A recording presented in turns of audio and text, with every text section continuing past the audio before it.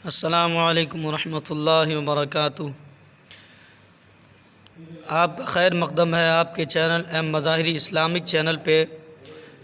दोस्तों, आपको बता दूं कि एक वीडियो जो सोशल मीडिया पर वायरल हो रही है, एक गुस्ताख ने उलमाए देवबंद की तौहीन की और उलमाए देवबंद को गालियां दे रहा है। अल्लाह रब्बुल इज़्ज़त ने उन्हें स्टेज पर ही शर्मिंदा कर दिया और ज़लील कर दिया और उसे रुसवाई का सामना करना पड़ा कि तकरीर करते करते उसका पजामा का नाड़ा खुल गया और उसका पजामा ही गिर गया।